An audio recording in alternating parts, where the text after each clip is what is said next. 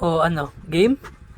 Sobrang tagal nating napahinga. Wala kasi nagbebenta ng bagong likod no? Simula nga kasi nung Tuesday, pagkatapos natin mag-restock ng degreaser, biglang sumakit yung likod ko. Naghanap ako ng replacement, walang nagbebenta sayang. Buti na lang nadali sa hilot. Kaya ngayon, susubukan ko ulit. Baka naman kasi hindi na sumasakit. Pero hindi to dahil sa hindi fit yung bike ha. Tingin ko lamig. Bali ngayon lang ulit natin magagamit tong bag. Maraming salamat nga rin sa Sac8 Philippines, napaka-solid na ito. Kung napapanood nyo kasi kay Tito Wow, meron na siyang bagong ginagamit na messenger bag, mas malaki yon. At galing din yon sa Sac8 Philippines. Kaya itong pinagpalitan niya ay pinagamit niya rin muna sa akin. Isa rin kasi yon sa dahilan kung bakit nagkaroon ako ng lamig sa likod. Nag-DIY lang din kasi ako ng bag. Yung bag ng helmet na pang motor, yun kasi yung ginagamit ko dati pang deliver. At sakop na sakop talaga yung likod ko. Isa pa, medyo hassle din gamitin yun kasi kapag kukuha ka ng degreaser, kailangan mo pang hibarin. Di tulad nitong sa Sac8 Philippines, huhugot-hugutin mo na lang. Ang kaibahan lang nito, baligtad kasi to. Pangkaliwete yung stabilizer. Pero okay lang din naman. At least may nagagamit na rin tayo. Thank you ulit Sac8 saka Tito Wow. Ito nga pala ang part 11 ng ating degreaser delivery. Dalawa lang ang ruta natin, Barracks Caloocan saka Amihan. Dito lang din sa San Jose del Monte. Pasensya na nga pala dun sa mga nagka-cancel ng order. Wala naman kami magagawa kung talagang hindi nyo na mahihintay. Pero yun nga, tulad nga kasi ng sinasabi namin, hindi kasi uubra kung kayo lang yung didelibera namin. Kaya hanggat maaari, naghahanap kami ng mga pwede namin maisabay na medyo malapit sa inyo. Ginagawan din kasi namin ng magagandang ruta yan para hindi rin kami pabalik-balik sa isang lugar lang. Halimbawa, merong order sa Marilao.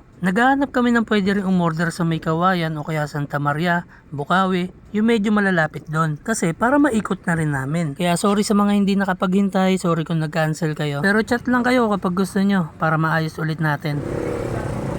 Sticker. Shoutout boss. Sarili ko sa mga order na Hindi ka nag-bike?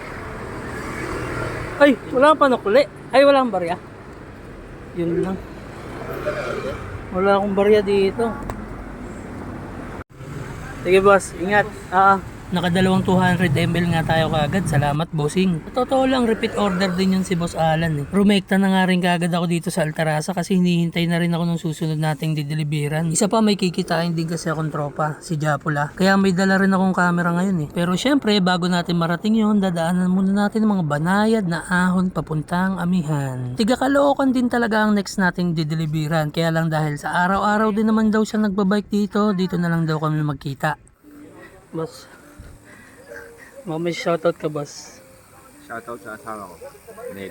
Yun Thank you boss, thank you. Dumaya ka pa dito Sabi ko ako na maghatid dun Tapos nagkayaan nga kami magkape rin muna dito. Sarap ng kape dito, promise. Okay, ito na rin kasi yun. Nasira kasi yung autofocus ng lens na ginagamit namin. Kaya chinat ko agad to si Boss Japula. Nataon naman na meron din daw siyang kit lens na hindi naman na daw nagagamit. Bali meron lang akong add na cash para at least hindi siya lugi kasi nga sira yung amin. Ito kasi yung camera na ginagamit ko sa church every Sunday. Tumesting na nga rin si Master Ako din, tumesting din ako ng pitek. Papost ko na lang pag na-edit ko na. After nga ng transaction saka ng mga kwentuhan and umuwi na rin kami. Nagsabay-sabay na rin kami tatlo. Medyo mainit na rin kasi. Isa pa, marami pa tayong dapat gawin. Maraming salamat nga pala sa pakape mo, Boss Sky. So ayun, maraming salamat sa mga umorder ng degreaser. At sa mga gustong umorder ng degreaser, ito po yung price list natin. PM lang po kayo sa page.